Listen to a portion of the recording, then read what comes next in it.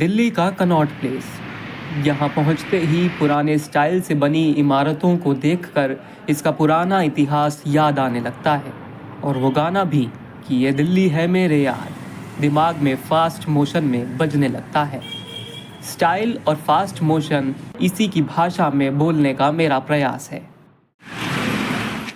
ये शानदार चौड़ी सड़कें और इन पर सरपट दौड़ती गाड़ियाँ विकास की मंजिल छू लेने को आतुर नजर आती हैं।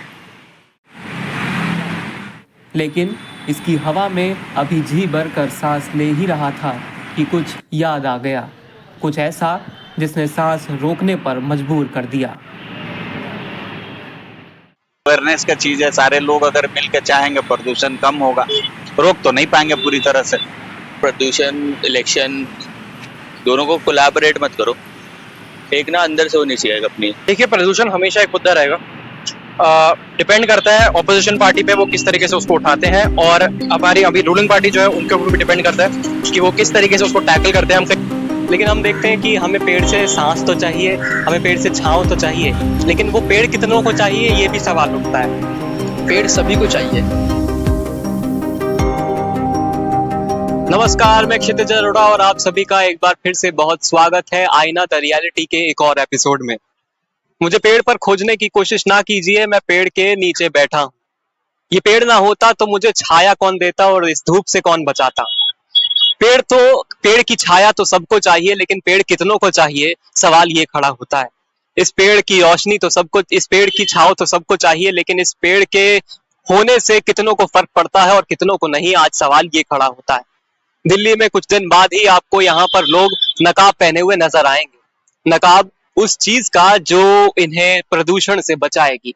वायु प्रदूषण दिल्ली की पिछले कई सालों में एक लगातार समस्या बना हुआ है, और इसी समस्या से बचने के लिए वो ये पेड़ आखिर कितना काम और कितना लाभदायक है और ये कितना लगाया जा रहा है, सवाल इस पर भी खड़ा होता है।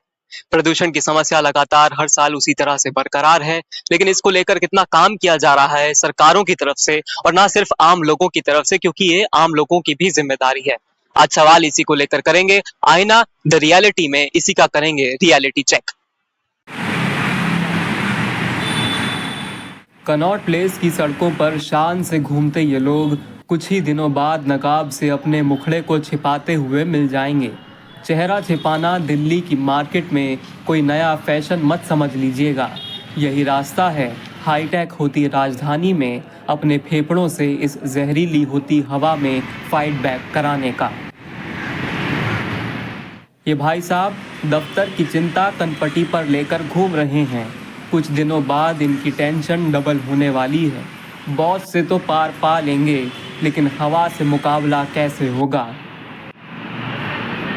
मेरे लिए उच्चारित करने में मुश्किल नाम वाले इस कैफ़े के नीचे बने अनिल बुक कॉर्नर पर किताबों की खुशबू लेते इस शख्स के बारे में सोच रहा हूँ कि अक्टूबर नवंबर के महीने इनके लिए कैसे गुजरेंगे। किताबों से याद आया, रील के तहखाने में गुलजार साहब बोल रहे थे, इस दौर के लोगों में वफा ढूंढ रहे हो, बड़े नादान हो साहब, जहर की शीशी में दवा ढूंढ रहे हो। वाह क्या लाइन है। कई लोग गुलजार साहब को भी नेगेटिव करार देंगे। मुझे पता नहीं गुलजार साहब ने हवा में घुलते प्रदूषण के जहर पर कभी कुछ लिखा है या नहीं। खैर, आज के दौर में हवा ही नेगेटिव है। आप गुलजार साहब को कुछ मत कहिएगा। वायु प्रदूषण ही आज की दिल्ली की सच्चाई बन चुका है। क्या दिल्ली के लोगों ने इसके साथ जीना सीख लिया है? सवाल इस पर खड़ा होता है। जो हम पराली जलाते हैं या पटाखे जलाते हैं, त्यौहार मनाते हैं, हमें मनाना चाहिए। उन चीजों से हमें दूर रहना चाहिए जिससे कि हम पे हमारी सेहत पे फर्क पड़े। ये हम आप करते हैं, तो पब्लिक का काम है। ठीक है, हमारा त्यौहार आ रहा है दिवाली का, तो हम थोड़ा कंट्रोल से चलें, अपने बच्चों को मना करें पटाखे जलाने से, सब कुछ से, जिससे कि पोल्यूशन कम हो। एक अपने से भी होना चाहिए यार कि मतलब जैसे प्रमोट करे, ईवी कार्स के लिए जाओ, ईवी कार्स को प्रमोट कर रही है, तो इन सब चीजों के लिए ज्यादा स्कीम तो सरकार लाएगी, पर एक अपने अंदर से भी होनी चाहिए यार कि पॉल्यूशन इतना है तो थोड़ा बचाओ भाई। तो एनवायरनमेंट को अपने तरीके से खुद देखना है। पॉल्यूशन तो यार कंट्रोल अगर खुद लोगों में दिमाग होगा, सब सही होगा, करेंगे। नितिन और सोनू जैसे युवा बताते हैं कि जीने के लिए हवा सबसे सस्ती चीज है। ऐसे में अगर हवा भी खराब होती चली गई तब इंसानी जीवन कैसे कटेगा, ये सोचने वाली बात है। सोनू पेड़ लगाने पर ज्यादा से ज्यादा जोर देने की बात करते हैं। एयर सबसे सस्ती चीज है और यही इतनी ज्यादा पोल्यूटेड है, तो वी कांट डू इट्स। हमें बीटेक्स को, अपने इंजीनियर्स को इस सब का, मुझे लगता है कुछ टाइम के लिए सब रोक देना चाहिए। पहले हमें एयर पोल्यूशन और वाटर पोल्यूशन के बारे में पहले पढ़ना चाहिए और उसको ठीक करना चाहिए। It's about only human also, and we are human, so we need some kind of oxygen, so we need some trees. I don't say some trees, just लगाते जाओ पेड़, जितना आपकी इच्छा है लगाओ पेड़, बस काटो मत कभी भी।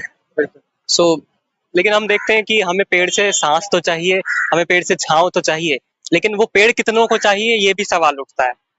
पेड़ सभी को चाहिए, जस्ट बस पेड़ काटो, अगर आप 2 काट रहे हो तो उसको 4 लगाओ। So it would be definitely beneficial for the country and overall earth, because we are not a person that nature is our, no, it's not ours, it's a nature. So सरकारी चीज भी नहीं है, ना ही प्राइवेट चीज है, हम इसके अधीन है। So we need to save it. प्रदूषण को लेकर ये सवाल हमेशा उठता है कि आखिर ये सरकारी फाइलों के ढेर में दबा मुद्दा है। क्या इसमें भी सरकार की जिम्मेदारी होनी चाहिए?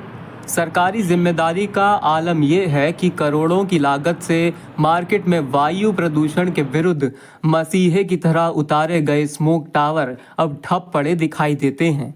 चाय की प्याली लिए अंकलों के बीच टपरियों पर क्या प्रदूषण सरकारी मुद्दा बनता है या नहीं?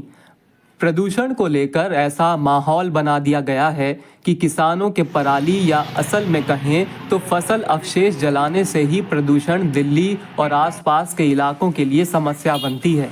किसानों के पराली जलाने को प्रदूषण का सबसे बड़ा मुद्दा तो बना दिया जाता है, लेकिन इसको लेकर सरकार द्वारा क्या किया गया, इसका जवाब सरकार के किस अधिकारी के पास जाकर ढूंढा जाए। क्या ये टेंशन किसी नागरिक का है भी या नहीं?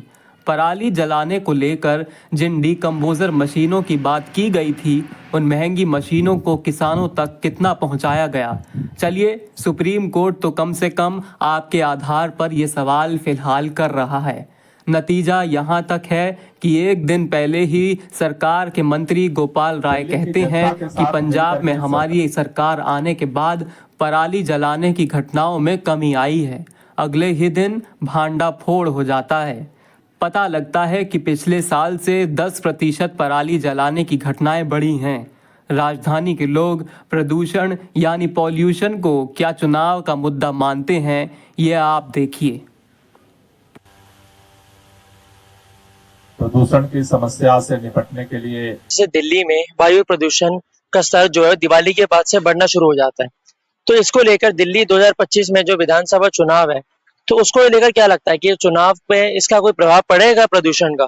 सरकार में कोई इसमें क्या, जब वोट देने जाएगा एक आम इंसान, तो वो ये सोच के जाएगा कि चुनाव को लेके कि प्रदूषण दिल्ली में काफी बढ़ता है हर स्तर और लोगों को काफी दिक्कत होती है इससे? प्रदूषण मुद्दा है पर हर व्यक्ति का मुद्दा है। प्रदूषण सरकार का भी मुद्दा है, तो प्रत्येक व्यक्ति दिल्ली में रहने जितने लोग रहते हैं सबका मुद्दा है। और मैं नहीं मानता कि इलेक्शन में इसका कोई प्रभाव पड़ेगा। इलेक्शन में प्रदूषण मुद्दा नहीं हो सकता है, बाकी हो सकता है, हेल्थ की और फैसिलिटी हो सकती है, आपको करप्शन हो सकता है, आपको बाकी चीजें सप्लाई हो सकती है, पर प्रदूषण क्या मुद्दा होगा? ये तो अवेयरनेस का चीज है। सारे लोग अगर मिलकर चाहेंगे प्रदूषण कम होगा। रोक तो नहीं पाएंगे पूरी तरह से। भी कुछ दिनों बाद ही आपको प्रदूषण की धुंध देखने को मिलेगी, पूरे में एकदम धुंध छा जाएगी। दिवाली के बाद से वो प्रदूषण देखने को मिलता है। तो क्या प्रदूषण मुद्दा बनता है क्या विधानसभा चुनावों में या किसी भी चुनाव में? देखिए, प्रदूषण हमेशा एक मुद्दा रहेगा। डिपेंड करता है ऑपोजिशन पार्टी पे वो किस तरीके से उसको उठाते हैं, और हमारी अभी रूलिंग पार्टी जो है उनके ऊपर भी डिपेंड करता है कि वो किस तरीके से उसको टैकल करते हैं। हम कई साल से देख रहे हैं उनको टैकल करने, ऑड इवेंट रहे हुआ है यहाँ पे, पराली के लिए यहाँ पे मेजर्स लिए जाते हैं, तो उसको लेके मुद्दे उठाए जाएंगे, बिल्कुल उठाए जाएंगे। तो आई थिंक अगर उससे टैकल कर पाएंगे तो सपोर्ट भी मिलेगा लोगों को। परेशान कर रहा है और इसको टैकल करना उतना आसान नहीं है जितना लोग कहते हैं, जितना लगता है। ऑड इवन आई थिंक एक काफी अच्छा सुझाव दिया गया था थोड़ी बहुत दिक्कत होती है आसपास लोगों को जाने में, लेकिन इतना करना पड़ेगा लोगों को मेरे हिसाब से। ऑड इवन एक अच्छा वो है, और पराली के लिए हमें थोड़े से लॉज लाने पड़ेंगे, थोड़े स्ट्रिक्टर लॉज, उनको एग्जीक्यूट अच्छे से करना पड़ेगा।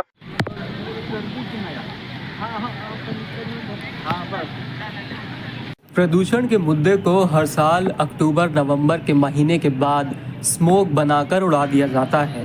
भारत की बुद्धिजीवी जनता के मन से भी ये मुद्दा गायब होने लगता है। फिर ये स्थिति अगले साल भी दिखाई देने लगती है, यानी मुद्दे को साइड लाइन कर दिया जाता है। चलिए अब हम भी साइड लाइन चलते हैं दिल्ली के, आसान शब्दों में यमुना किनारे।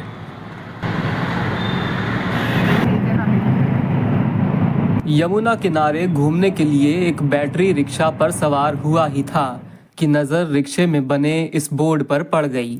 लिखा है वो कौन थी जो मुस्कुरा कर चली गई। गालिब के शहर में लोग शायर नहीं होंगे तो क्या होंगे, ये सवाल बेकार का है। लेकिन मुझे मुस्कुराने से याद आया कि यमुना की मुस्कुराहट दिन बर दिन फीकी पड़ती मालूम होती है।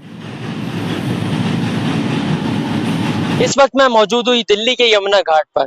यमुना का स्तर आप देख सकते हैं कि कितना गंदगी और प्रदूषित से भरी हुई है। आज से कुछ टाइम बाद छठ पूजा का आयोजन होने जा रहा है। बिहार और यूपी में इसका महत्व बढ़ जाता है। दिल्ली में भी अक्सर अलग अलग जगह से लोग यहाँ पर स्नान करने के लिए आते हैं। 2015 से केजरीवाल सरकार द्वारा ये हर साल बोला जाता है, दावा किया जाता है कि यहाँ का स्तर और यहाँ को हम स्वच्छता से रखेंगे। यमुना किनारे सिर्फ नाम का ये बोर्ड लटका मिल गया। यहाँ सरकार की तमन्ना सिर्फ इतनी है कि अपना काम पूरा दिखना चाहिए। दिखने का क्या है, अब तो चेतावनी भी फीकी पड़ चुकी है। कहते हैं कि प्रत्यक्ष को प्रमाण की आवश्यकता नहीं होती। यहाँ परिणाम साफ दिख रहे हैं। इसे खोजी पत्रकारिता न समझ लीजिएगा। यहाँ सब कुछ पहले ही खुजा खुजाया है। कि आपने कभी किसी नदी को मरते देखा है? अगर नहीं तो कहूँगा ये दिल्ली है मेरे यार। जब दिल्ली का नाम आपके सामने आता तो आपके जहन में सबसे पहले एक विकसित दिल्ली, एक विकासशील दिल्ली की तस्वीर सामने आती है। परंतु दिल्ली की दो सबसे बड़ी समस्याएं हैं, वायु प्रदूषण की और जल प्रदूषण की।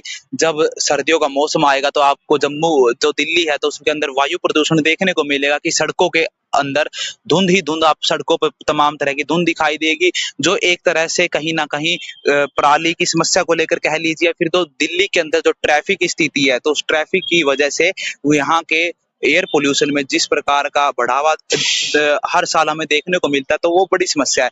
तमाम सरकार अरविंद केजरीवाल लगातार 2015 से सत्ता में है। उन्होंने ओड इवन से लेकर तमाम नई नई योजनाएं इस पोल्यूशन को कम करने की लाई, परंतु धरातल पर इस वायु पोल्यूशन को कम करने का कोई भी समाधान हमको दिखाई नहीं था। दूसरी बड़ी समस्या, यमुना के किनारे हम आज इस वक्त मौजूद है।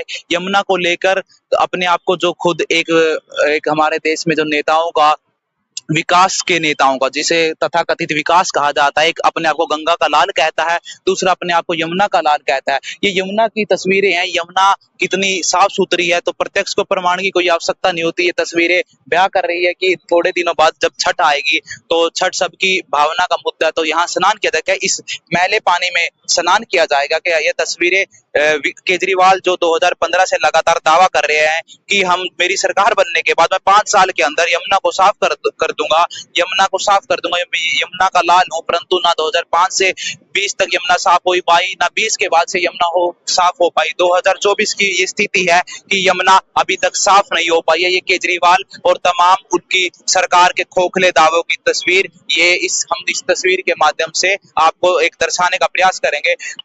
आईना द रियलिटी की हमारी खास पेशकश में इतना ही। मैं अनुराग बनवाड़ा, मेरे कैमरा सहयोगी क्षितिज के साथ।